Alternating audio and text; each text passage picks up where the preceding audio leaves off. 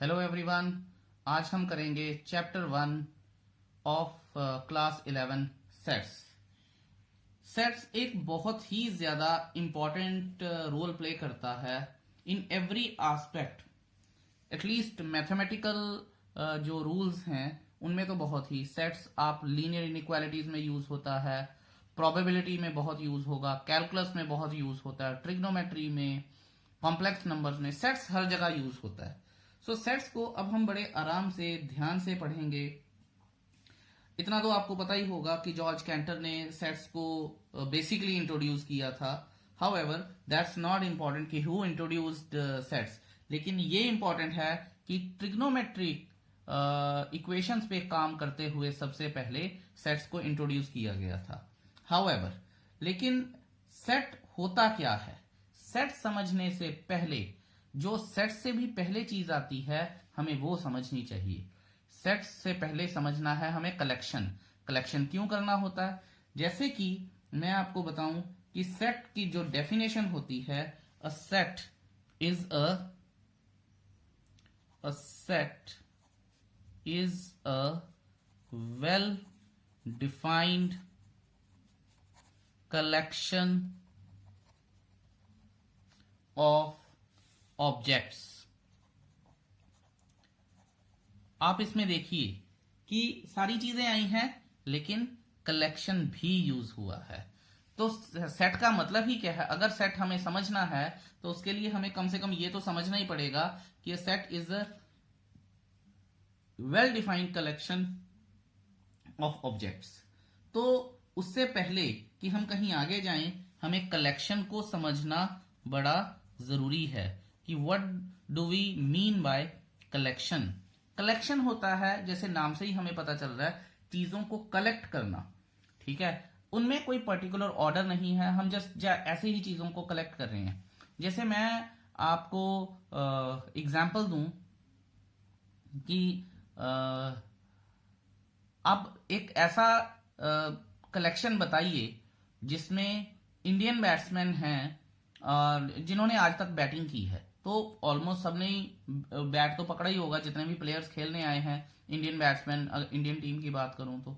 So we have just collected. लेकिन जब मैं इन्हें एक ऑर्डर में किसी एक पर्टिकुलर डिमांड के तहत अगर मैं इन्हें किसी ऑर्डर में लगा लूंगा तो वो क्या बन जाएगा? सेट बन जाएगा। इसके ऊपर आराम से बात करेंगे हम।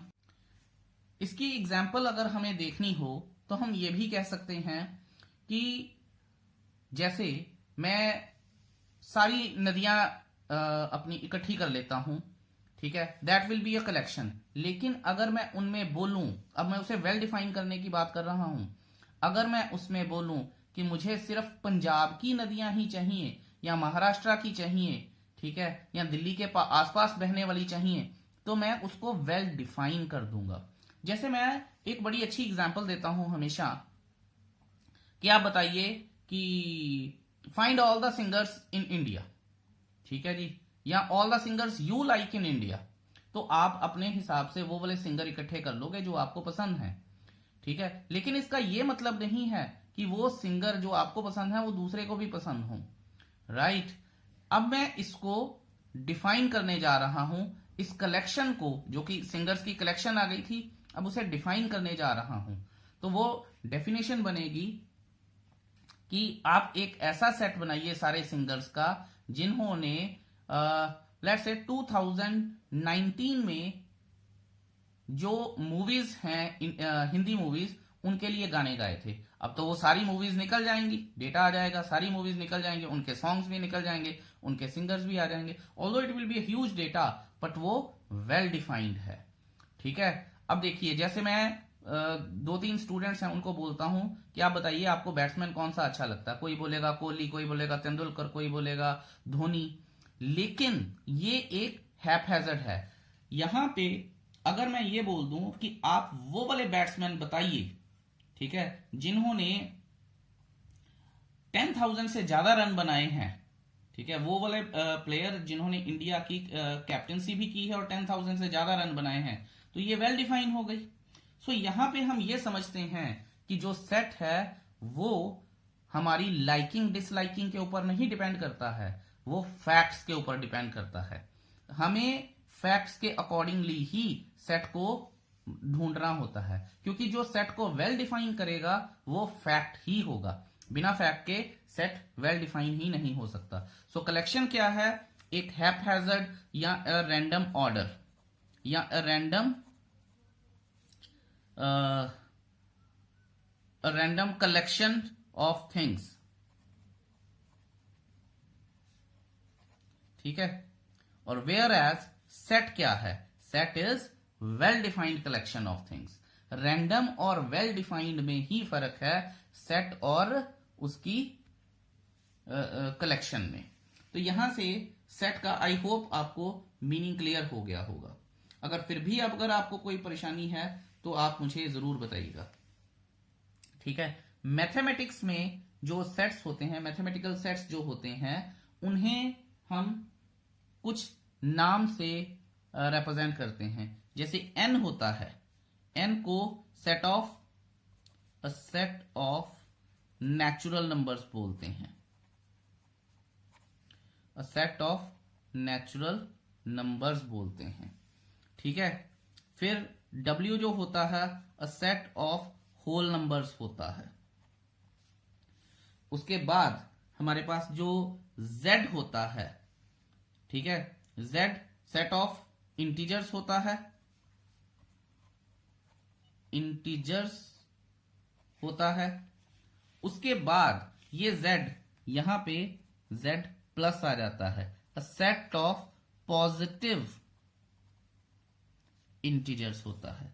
z minus, a set of negative integers होता है, ठीक है। इस तरह से हम रिप्रेजेंट करते हैं। अब जैसा कि q होता है, this is a set of all rational numbers होता है,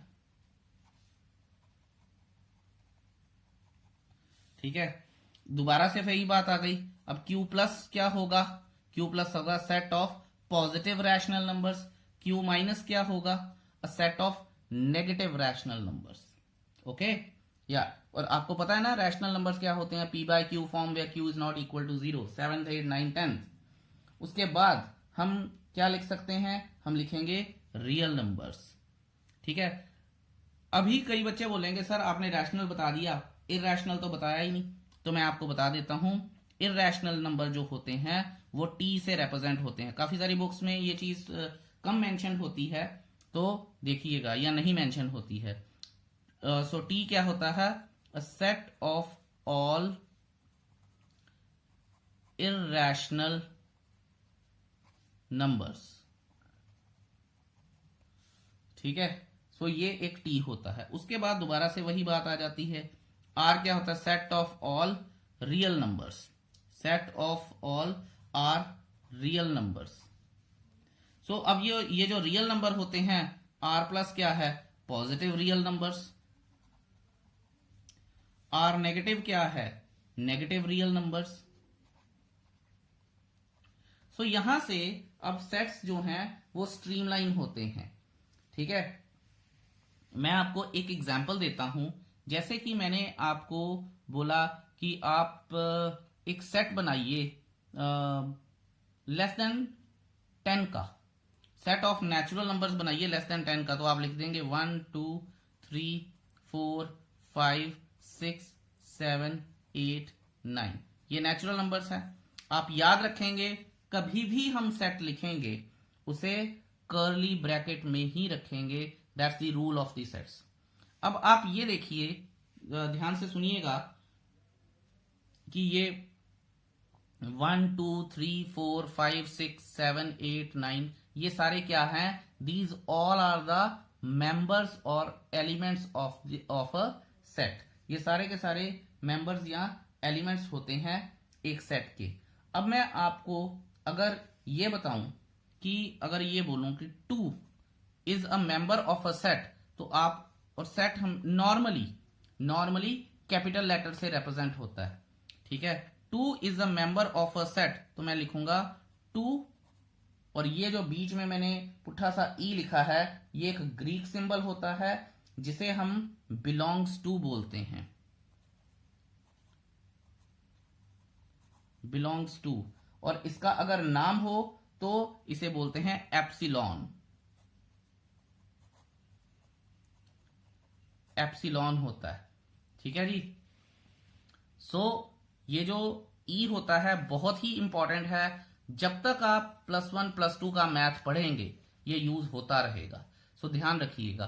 2 मैं 1 भी लिख सकता था, 1 belongs to A, 2 belongs to A, 3 belongs to A. ये जस्ट आपको एग्जांपल देने के लिए बताया है मैंने।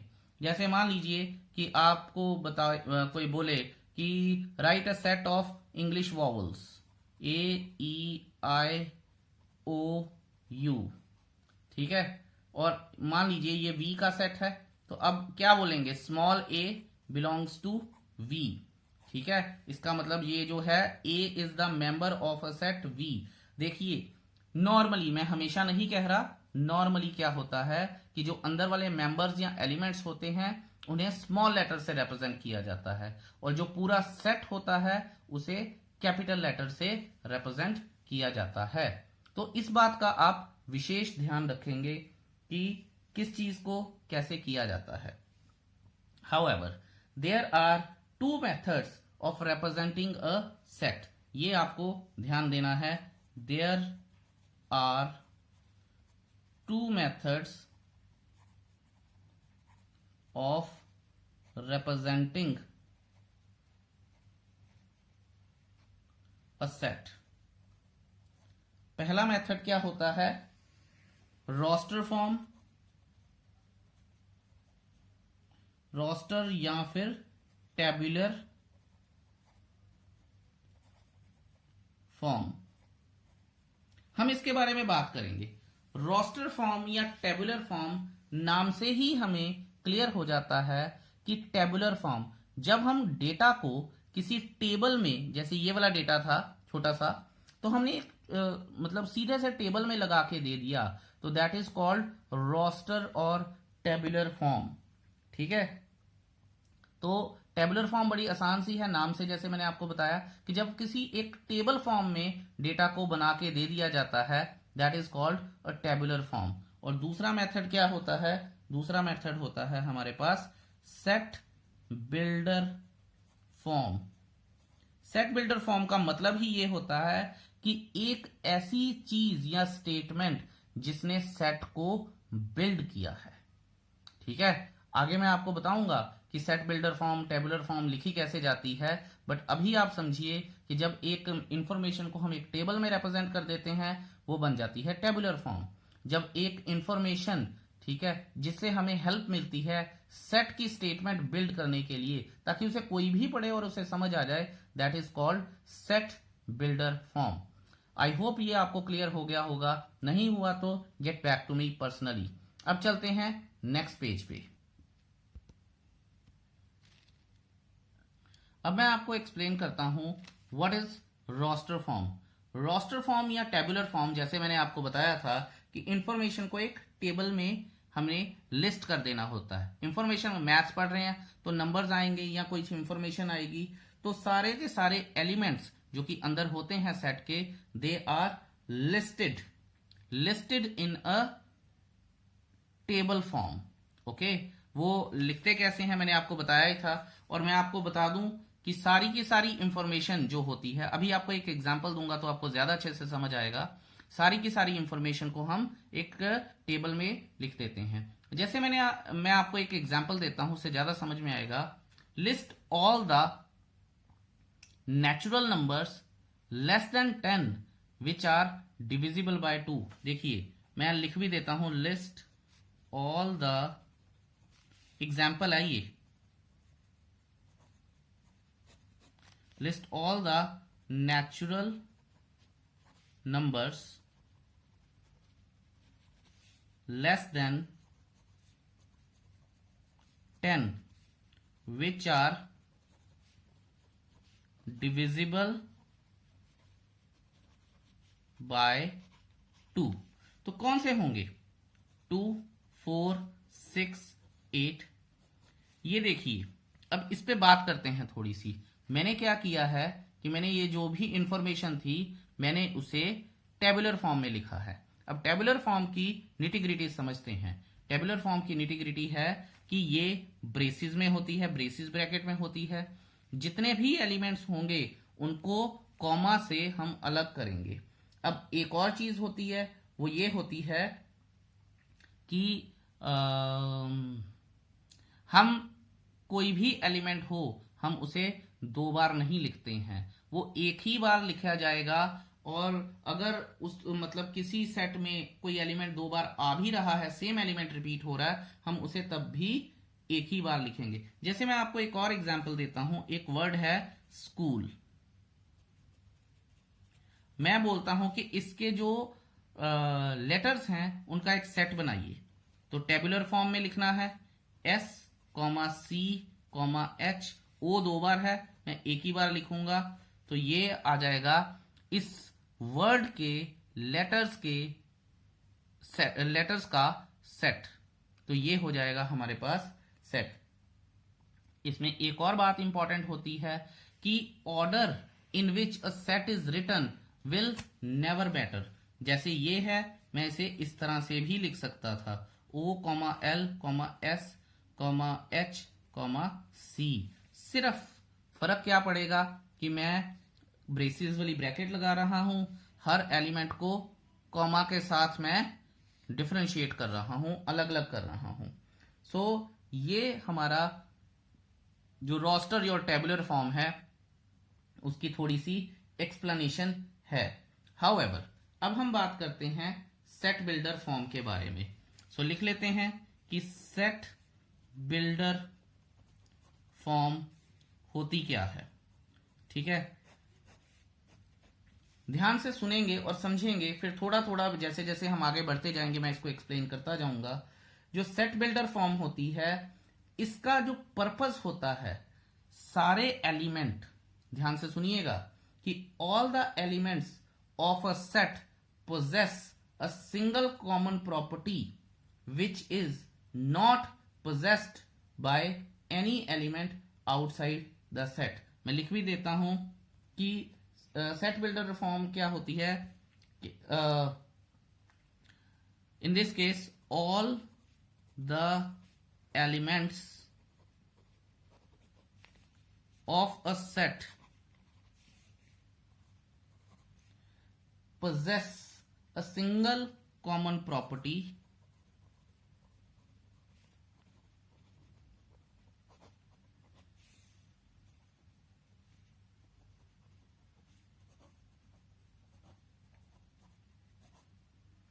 which is not possessed by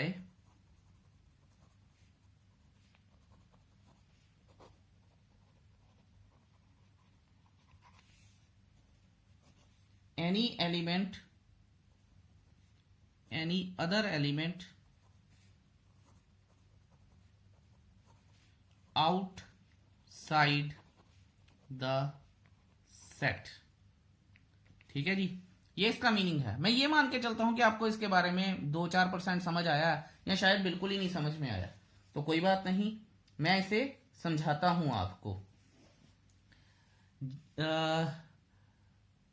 ये देखिए कि जब हम सेट बिल्डर फॉर्म में एक सेट को रिप्रेजेंट करते हैं तो सारी इंफॉर्मेशन लिखते हैं। सारी इंफॉर्मेशन अगर मान लेते हैं कि मैं एक एग्जांपल लेता हूं एक सेट की, right all the elements of the vowels of the set A, E, I, O, U। ये हो गई रोस्टर फॉर्म। ये क्या हो गई? Roster form. अब इस रोस्टर फॉर्म से मैंने इसे सेट बिल्डर फॉर्म में कन्वर्ट करना है। तो सेट बिल्डर फॉर्म में कन्वर्ट करना है तो सबसे पहले देखते हैं सेट बिल्डर फॉर्म लिखते कैसे हैं। जैसे वॉवल्स का सेट है तो वी ही लग जाएगा, उसके बाद ब्रेसिस ब्रैकेट लगेगी, इसको तो चेंज कर नहीं सकते। सो यहां पे मैं लिखूंगा कि एक कॉमन एलिमेंट के बारे में बात करते हैं। कॉमन एलिमेंट क्या होता है? एक्स। एक्स जो होता है ये सारे एलिमेंट्स को रिप्रेजेंट करता है। ठीक है, so I am talking about x, और ये जो सेमीकोलन होता है इसको सच दैट बोलते हैं एक्स।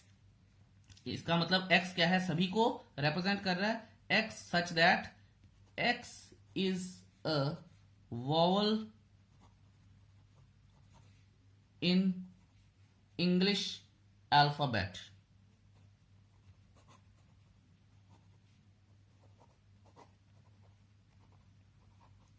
ठीक है, मैं बिल्कुल एनसीईआरटी की एग्जांपल लिखी है ताकि आपको कोई दिक्कत ना हो। हाउएवर, लेकिन एग्जांपल बड़ी अच्छी है ये उसने। अब ये देखिए कि यहाँ पे जितने भी हैं, मान लीजिए अब मेरे पास ये रोस्टर फॉर्म लिखी नहीं है, ठीक है, मैं इसे कवर कर देता हूं एक पेपर से कि मान लीजिए मेरे पास ये रोस्टर फॉर्म लिखी ही नहीं है, मेरे पास सिर्फ एक सेट बिल्डर फॉर्म है। सेट बिल्डर फॉर्म में क्या लिखा है कि x एक ऐसा एलिमेंट होगा एक सेट का where as x is a vowel in the English alphabet. इसमें आप निकाल लीजिए 5 ही वॉवल्स ऐसे हैं जो इंग्लिश अल्फाबेट्स में हैं, बाकी है ही नहीं कोई। तो इसका मतलब क्या है, A E I O U, इसके अलावा किसी भी अल्फाबेट में ऐसी प्रॉपर्टी ही नहीं है कि वो सेट के अंदर आ जाए। तो ये एक unique property which is held by the vowels. So ये इसीलिए मैं आपको बता रहा हूं कि ये इतना अच्छा एक रिप्रेजेंटेशन है। ठीक है, अच्छा, अब थोड़ा सा इसको पढ़ना सिखाते हैं आपको कि पढ़ते कैसे हैं। तो यहां पे इसको बोला जाएगा the set of all x. The set of all x, ये आप नोट भी कीजिएगा और इसकी प्रैक्टिस भी कीजिएगा। The set of all x such that, ठीक है, जैसे मैंने आपको बताया था सेमीकोलन जो है सच दैट है, ये जो एक्स को है बोलना है, हमने ऐसे लिखना है the set of all x such that x is a vowel of English alphabet. X is a vowel of English alphabet। ठीक है, इसको इस तरह से पढ़ते हैं the set of all x such that, बस यही आपको याद रखना है। I hope I have made myself clear. अगर फिर भी आपको कोई परेशानी है, you know what to do, just मेरे से अपने डाउट्स क्लियर कीजिए। अब हम करेंगे example number 1। Let's see how does it go. तो एग्जाम्पल नंबर 1 मैं पढ़ लेता हूं और यहां थोड़ा सा उसकी स्टेटमेंट भी लिख लेते हैं। उन्होंने बोला है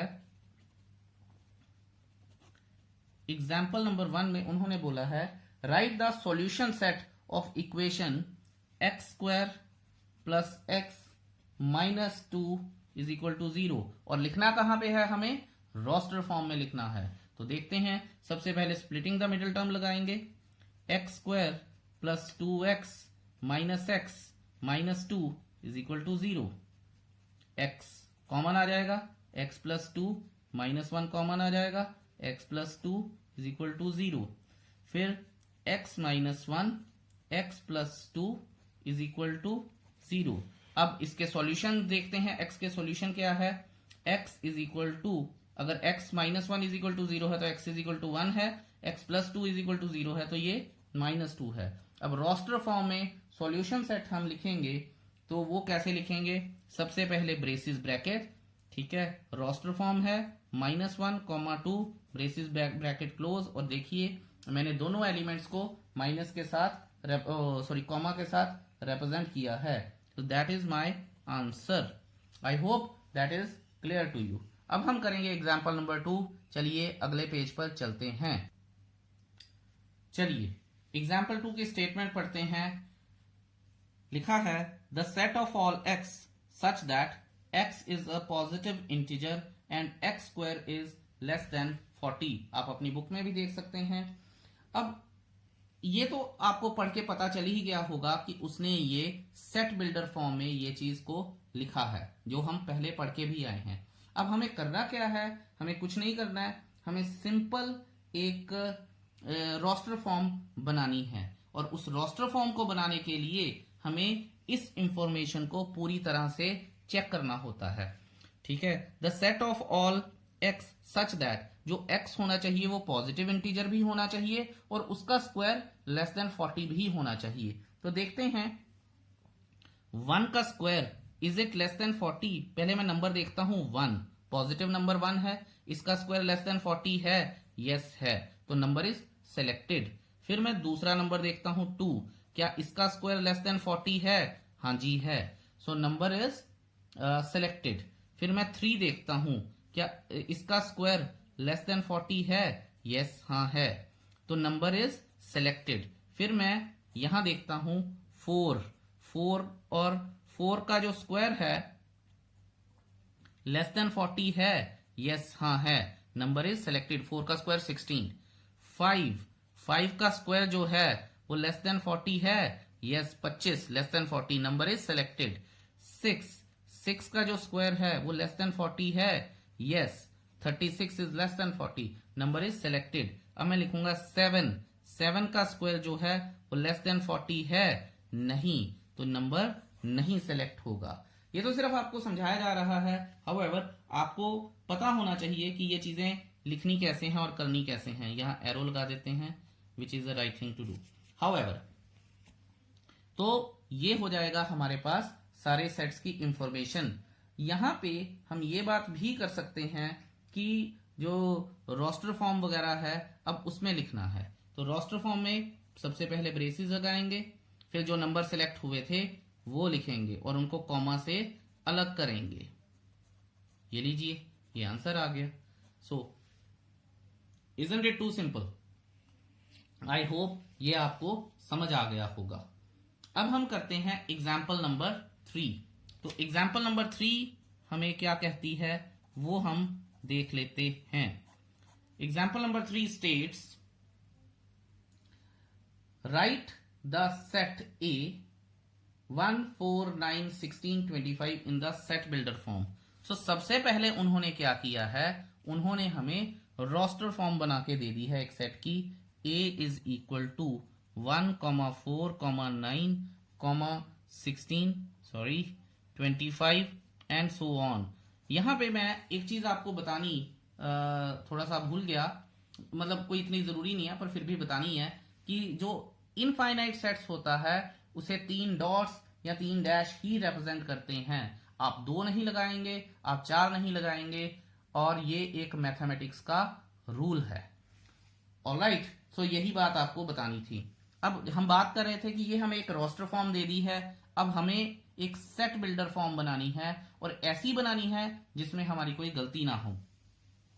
सबसे पहले मैं A लिखूंगा, फिर मैं लिखूंगा the set of all x such that, ठीक है, मैं अब ये वाला जो x है ये इसके बारे में बात हो रही है, तो आप इसको ध्यान से देखिए कि 1 का स्क्वायर 1 है, 2 का स्क्वायर 4 है, 3 का स्क्वायर 9 है, 4 का स्क्वायर 16 है, 5 का स्क्वायर 25 है। आप याद रखिए कि ये नेचुरल नंबर्स हैं, मैं होल नंबर्स नहीं लिख सकता था और इंटीजर्स भी नहीं लिख सकता था क्योंकि यहाँ पे जीरो नहीं है। हैड देयर बीन जीरो तो मुझे इंटीजर्स लिखने पड़ते। ओके, याद रखिएगा ये बात, क्योंकि 0 का स्क्वायर फिर 0 हो जाता, -1 का स्क्वायर लिखता तो भी 1 होता, और 1 का स्क्वायर लिखता तो भी 1 होता, -2 का स्क्वायर लिखता वो भी 4 होता, और 2 का स्क्वायर लिखता वो भी 4 होता। तो देखिए एक 0 ने इंटीजर से इस सेट को नेचुरल नंबर्स का सेट बना दिया है। So I am talking about x, यानी the set of all x such that x is equal to n square. अच्छा, कई फॉर्म्स हो सकती हैं एक सेट को लिखने की, अब जरूरी नहीं है कि एक ही फॉर्म होगी उसी पे ही आपको टिके रहना है, कई फॉर्म्स होंगी। एनसीईआरटी में आप देखेंगे भी तो आपको ज्यादा पता चलेगा। There are many forms of writing a set. So x the set of all x such that x is equal to n square. अब n क्या है पूरी इंफॉर्मेशन देनी है, where n belongs to n, और कैपिटल N क्या होता है, नेचुरल नंबर। अब वेयर लिखिए ना लिखिए, कॉमा डाल दिया है, so it serves the purpose. ठीक है, ये मेरे अकॉर्डिंगली जो भी इंटेलिजेंट बच्चा होता है या जो मैथ्स की +1 के मैथ की अंडरस्टैंडिंग रखता है उसे ये फॉर्म इस तरह से लिखनी आनी चाहिए। हाउएवर, अगर मान लीजिए आप फंसी गए, आपको नहीं समझ में आ रहा, एग्जाम है आपको नहीं समझ में आ रहा कैसे लिखना है, तो the value of all x such that x is, हम यहां पे थ्योरी भी लिख सकते हैं, x is the square of a natural number, हम ये भी लिख सकते हैं।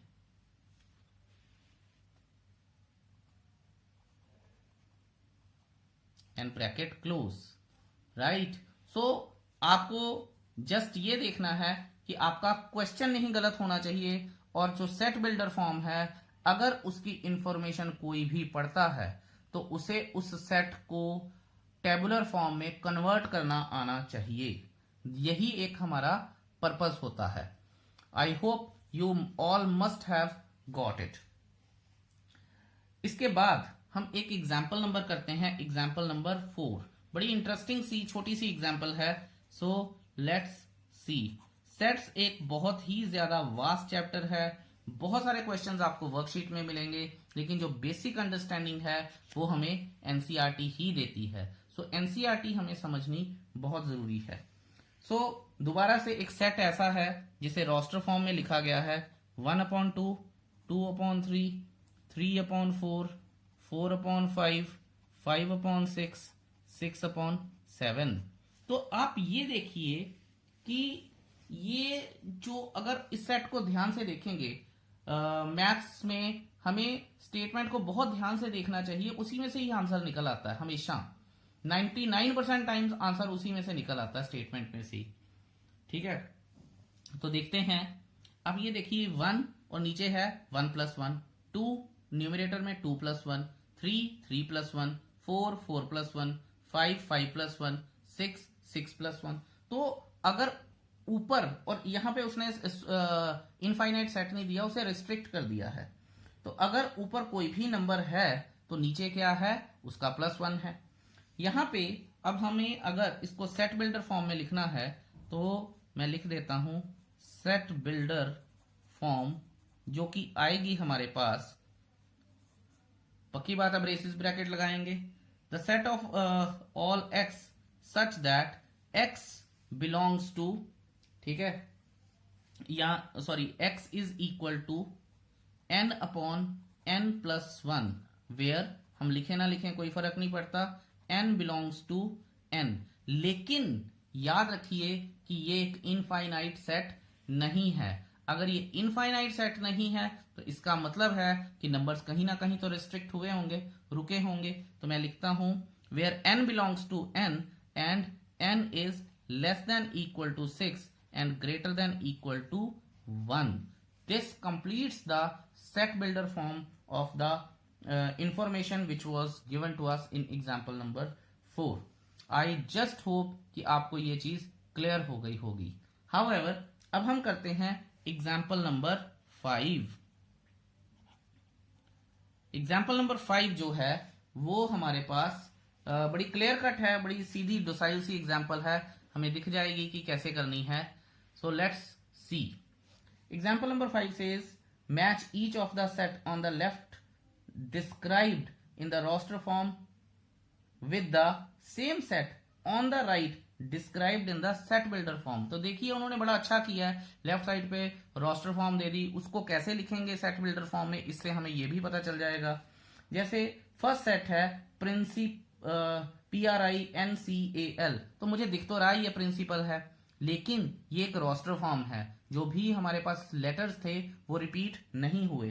तो क्या आएगा, डी ऑप्शन देखिए, the set of all x such that x is a letter of the word principal. इसको अगर सेट बिल्डर फॉर्म में ही लिखना हो, 1 मार्कर में आ सकता है ये, ठीक है। तो आपको पता होना चाहिए कि the set of all x such that x is a letter of the word principal.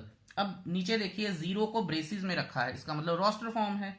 तो 0 हो क्या सकता है, 0 एक तो मुझे ये दिख रहा है कि x+1 इज इक्वल टू 1, तो 1 उधर जाएगा तो वो 0 हो जाएगा।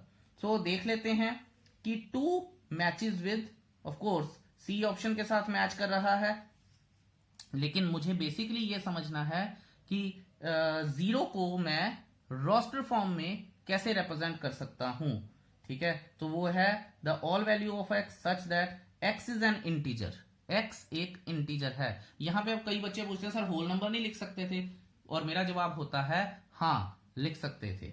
सो एक्स इज एन इंटीजर, लेकिन आप एक बात को इसमें ये भी देखिए कि क्वेश्चन की स्टेटमेंट के अकॉर्डिंगली ही हमें देखना है। उसने एक्स को इंटीजर बोला है, अब आप ये देखिए कि -2 + 1 = 1 होता, -2 + 1 = 1 होता, जो मैथमेटिकली गलत है, यहाँ पे वेरिएबल ही आएगा। लेकिन हमें जो भी बड़ा पार्ट है वो ले लेना चाहिए। सो होल नंबर और इंटीजर्स में जो बड़ा है वो इंटीजर है, तो we should basically take that. लेकिन हम लिख सकते हैं होल नंबर्स भी, कोई परेशानी नहीं है इस तरह के क्वेश्चन में स्पेशली। ओके, थर्ड है 1 2 3 6 9 18। ये किसके साथ है? मुझे ए ऑप्शन क्लियरली दिख रही है। सेट बिल्डर फॉर्म देख लेते हैं। x such that x is a positive